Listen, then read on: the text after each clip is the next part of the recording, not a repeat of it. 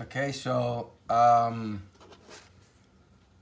just got this in. It's used.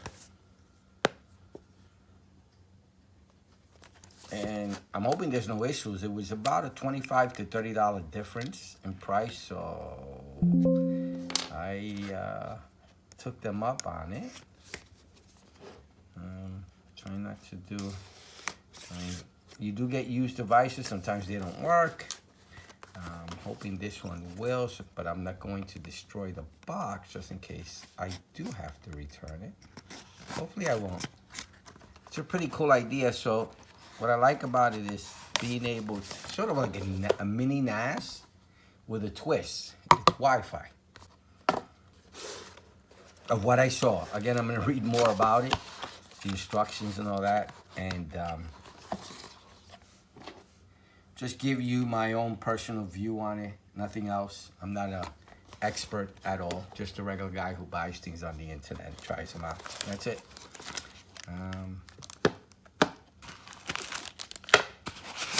And no instructions, so I guess I'm on my own. It has an app, so hopefully the app has some details that I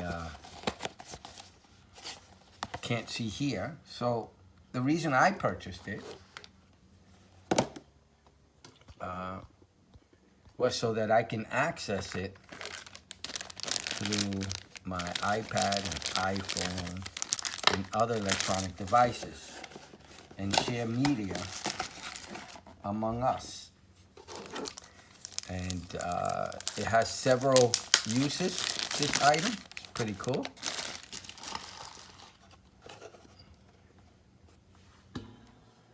So I believe, oh, I don't even know. To charge, is that the charging port?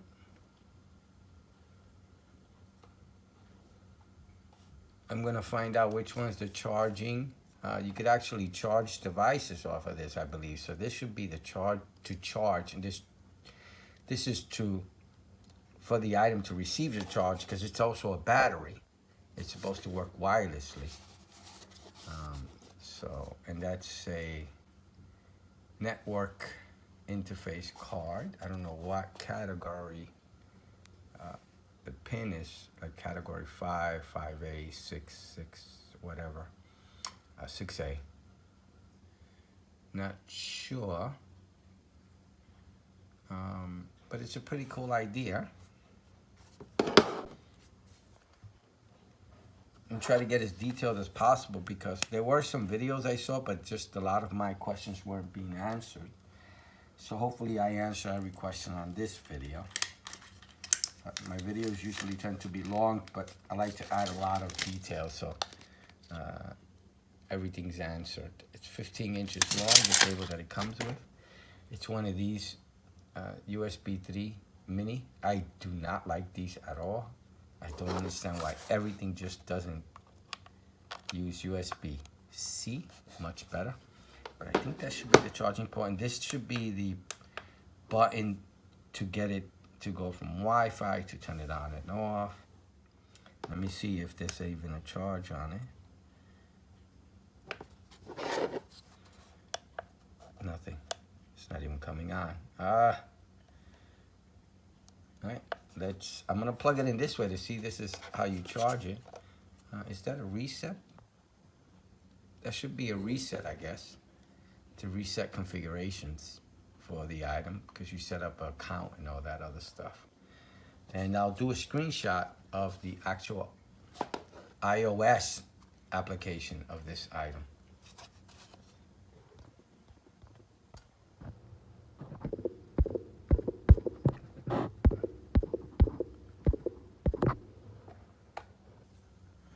Just 3 ports, and it's a pretty cool idea. I hope it works. Let me get the measuring tape, because everybody always wants to know the size of the item. So it is from here to here, and then from here to here. And then the thickness, let me put it on the 2 because you can't see. Eh, 3/4, about 3/4, 3/4. And because I happen to have it here, I just did another video where I was weighing the item. I believe it's a spinning drive, not an SSD. I'm sure it's that. I'm sure it's a spinning drive just because of the cost. So it's not that heavy.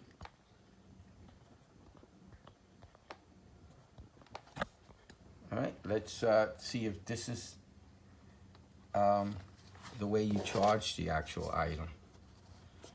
So we're gonna plug it in here and see if this is the charging cable. So I plugged it in. I'm gonna see. Oh, there's power. Hold on one moment. I don't know if you can see. It's charging. So it was not charged. If we look. Trying to make it so the orange doesn't get, I think it's just the edges that turn on. Yeah, up, it's blinking. What is that? All right, let's just charge it. I'll keep it here for a while, a few hours maybe. You're gonna see it, yep, it's starting to charge. So hopefully this is the charging cable. We will confirm that when I come back. Oh, the charging port to charge the item. This is probably also the port used to connect it to computers. So it's probably a combination port. And this one over here, the USB-A, might be to charge, because it's a battery, to charge other devices. So there's definitely no pass-through charging. I just plugged this in and I have it actually plugged into an iPhone, the actual iPhone I'm using to film this video. And I'm receiving no power. So I was wondering if it would go from USB. I have it on a USB adapter charging this, and I was hoping that it would also charge this as well besides the battery. But I'll come back after it charges to see if maybe it can't charge this way. It can only charge off the battery when this is unplugged. I don't know. We'll figure it out.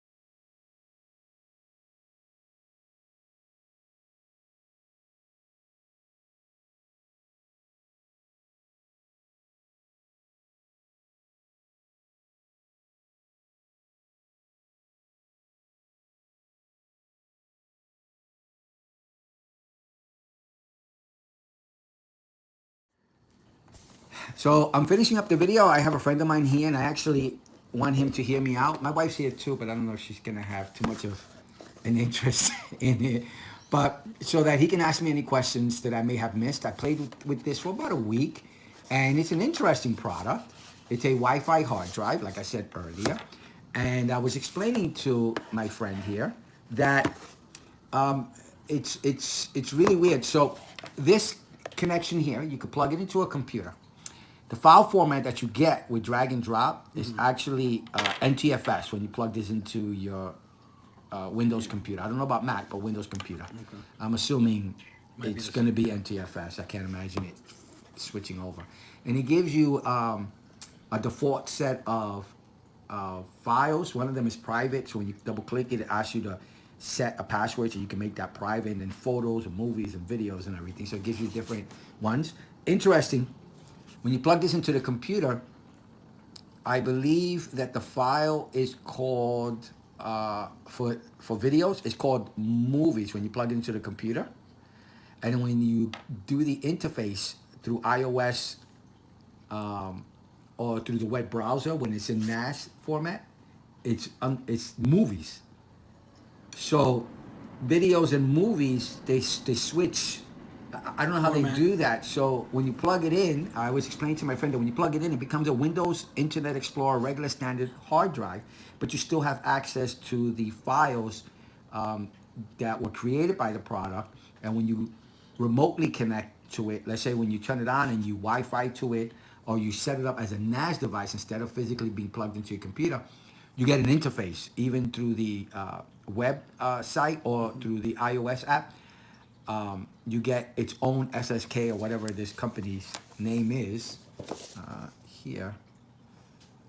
You get its own interface. But like I said, under the videos, I believe when you plug it in, or vice versa, you know, when you plug it in, you either get, I believe you get, what did I say, videos. Videos and then movies, yeah. And then when I connect with iOS, it's videos.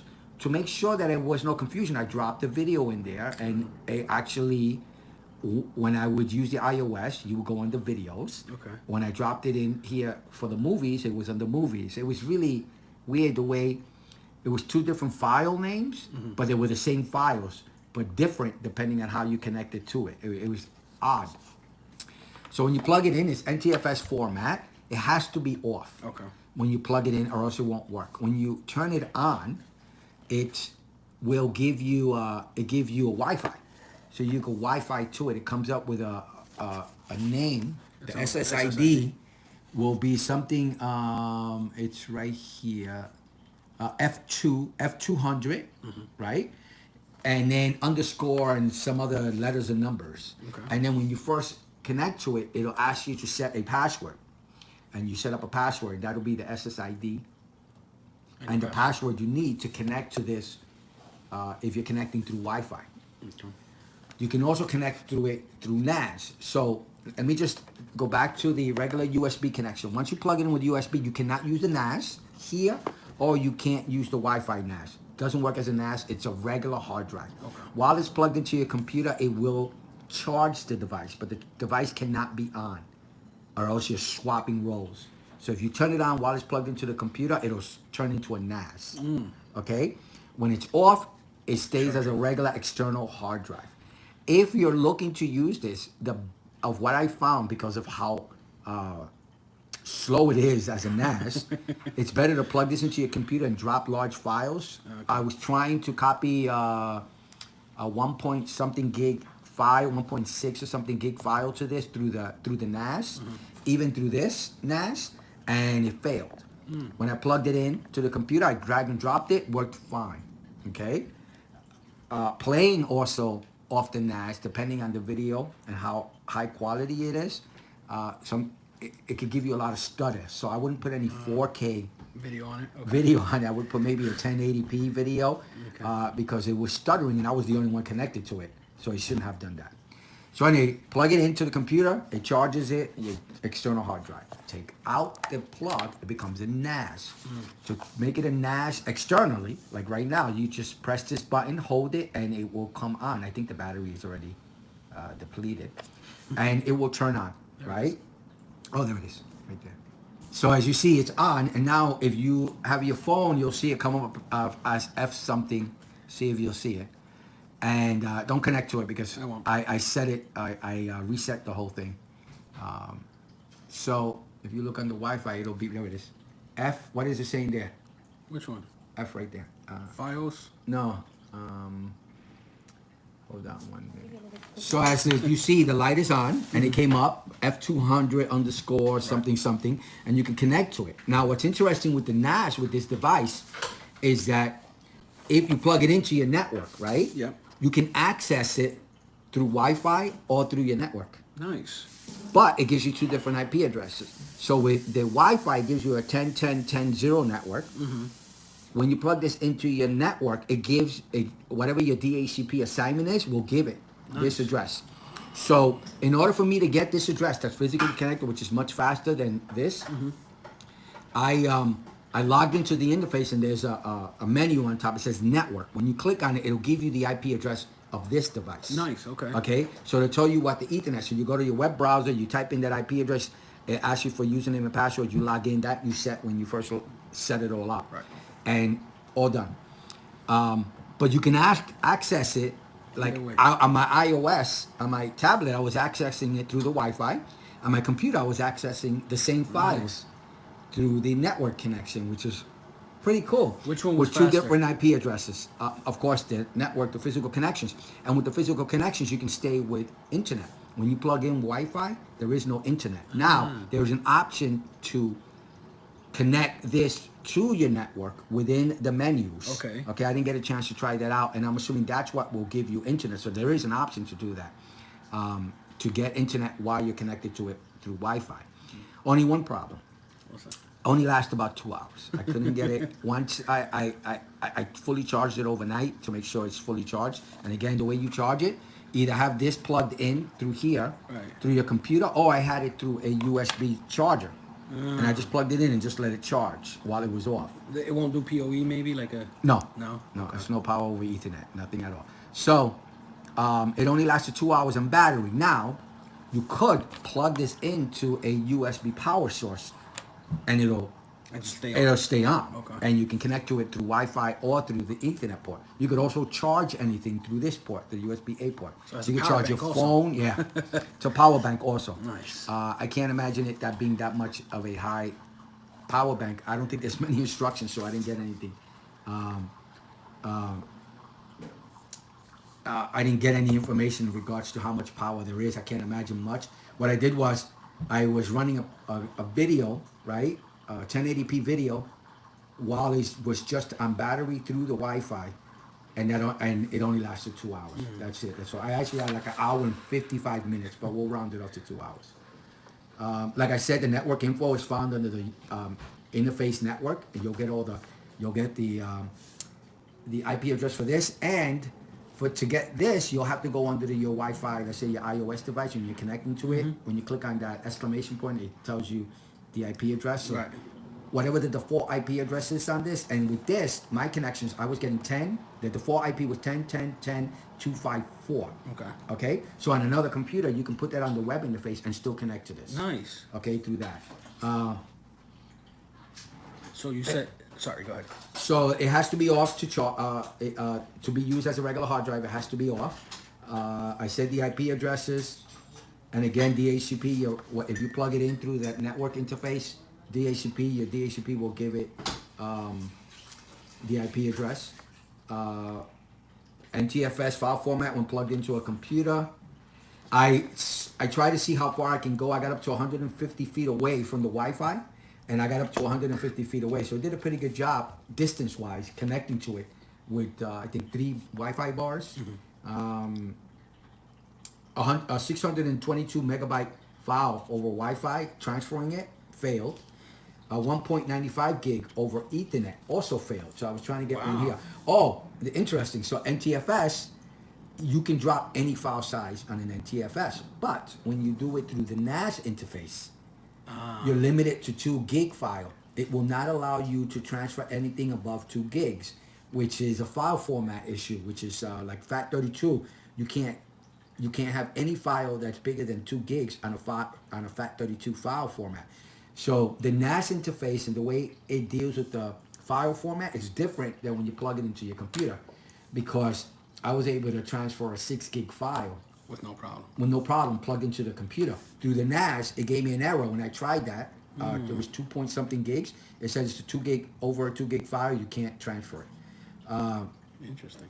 I was able to transfer a 3 megabyte file over Wi-Fi, so anything small. Pictures were no issue, transferring either way worked very well. USB-A, this thing charged devices. And like I told you, you can connect to both of them, even though when it's physically connected. And yeah, you can't transfer anything over 2 gigs over the NAS. This interface or the Wi-Fi, either or, it won't accept it. Okay. Yeah, I transferred a 160 gig file, a huge 4K file that I had through the USB. come through making it external, and then you can still access that file through the NAS. Okay. It's not like you can't see it. But it's just the transferring. Yeah, it won't do anything Interesting. through the network above 2 2 gigs. So do you have any other questions? Am I missing anything, or have I covered a lot of stuff? Just asking. So how many? I know it's a NAS. Or it's a 2 gig hard drive. Okay. I mean, I'm sorry, 2 terabyte. terabyte. So how many computers can actually, like, let's say we're sitting in? It looks like to me it's really good for taking it on the go. How many computers? Like, let's say. I would think, I didn't read anything on it in regards to any limitation. Yeah. I would say 5. 5. Okay. I would say 5 is the max. I don't think. I mean, I don't know. It's it needs work. Yeah. So it's not perfect in any way, shape, or form. It's an interesting idea, though. No, it is. Anything? So I'm gonna say 5 the max. My own opinion, my own unprofessional opinion. How about you? I mean, what? Any other questions? No. How long has this been on? Pretty much. I just turned it on. I had it charging, and again, it only lasted 2 hours staying on. So while I was playing a video, Yeah. maybe you'll get 3 or 4 hours not connecting to it, not running any videos, but you're going to be using it Right. to access files. So if you're transferring files, it'll only last a couple of hours, maybe an hour and a half, 2 hours. Yeah, 2 hours. 2 hours yeah, the most. Okay. Yeah, that's the most I got. Actually using it as a NAS. Very nice. I can see that it can be used for people on the go. I don't know about using it in your whole network for. No, I would probably stay with my Yeah. my NAS system. Exactly. Okay. I have no That's it. further questions. No further questions. Honey, any questions? No, Did you understand anything that we spoke of a at all? couple of things, yeah. Okay, good. Do you think it's an interesting idea? I do, well, the only thing I gleaned out of it, that it's a storage device for portable devices, or you can use it for like your phone or your iPad. Yeah. And I thought that was neat, because That's sometimes nice, you have too. to download like Yes. documents, and I'm like, oh, I don't have my laptop with me. So that would be neat. Yeah, it's nice that you can connect. Anything can connect to it. Mac, Windows, tablet, Android, anything will work with it. That's unusual. You don't usually have that. So that's a good thing. I didn't What's think the of that. distance that you have to be from it? Well, like I said, the maximum, my own physicalness with a ruler and everything, my unprofessional test was I got up to 150 feet away, and I still had 3 Nice. bars with Wi-Fi. So I don't think Wi-Fi. What I see this being used is in the car. Yeah. In the car with the kids, no internet. They have a tablet, and you connect to it. Yeah, that's a good idea. That's all. Anything Or else? pictures, if you're transferring pictures while you don't want your phone full. True. You can back up your. There's an option within the interface to back up your phone. Oh, Your nice. videos and your Wi-Fi. I forgot to mention that under the NAS interface. Okay, so no more paying this unsourced company that I won't say. Well, the whole thing you pay for that is that they have servers and everything. Right. Nothing's ever going to happen to your pictures. So once you transfer it here, now you got to worry about this. Then transferring it to another one. So I believe in numerous backups. I believe that you should back up to something like this plus a cloud service. But this would work, like, let's say you're out, you're taking pictures, you guys go out and, go out for like a weekend, and you won't have access to like your NAS servers at home unless you have the cloud. But you could take this, and when you get home, you just drop them into your NAS, right? You can do that too. There's other devices. My best one. So in reference to what you just talked about, this is what I bring with me. Oh, what is that? So this is a backup device for iOS and Android. It has do you see what size that is? Oh. It is a 1 terabyte. Wow. 1 terabyte. Can you have micro SD with 1 terabyte? Oh my God. So this is like the best thing ever made. And I did a video on it. And the way you use it is you plug this into an outlet and then you plug your device. And what happens is it keeps your device charged while it's transferring. It won't waste battery into the micro SD card, Android, iOS, and you get your own folder. So when you go home, you do this, plug it into your computer, and you do the backups on your computer. Nice. So that's for that. Wow. So it won't work for me. I think this is more for media. I don't know about using it. Like I said, I had no issues. It worked. It's an interesting idea, but I don't know. I don't know if I can recommend it. Okay. That's all. I think it still needs some work. Some bugs kinked. Yeah, I don't know. It's you know what it is? It's not fast enough on the NAS part. Okay. It's slow. And I know NASs are slow, but this is really slow. And the battery has to be a little bit more powerful. Okay. But it was only $100. So I mean, what are you gonna do? But it's okay. Yeah. It's just an okay. All right. Anything else? And it's 2 terabytes, like I said. Yeah. No, I think I'm good. Okay. All right. My own unprofessional opinion. I hope you liked the video. I hope it helps. Thank you for watching. Please like and subscribe. Bye now.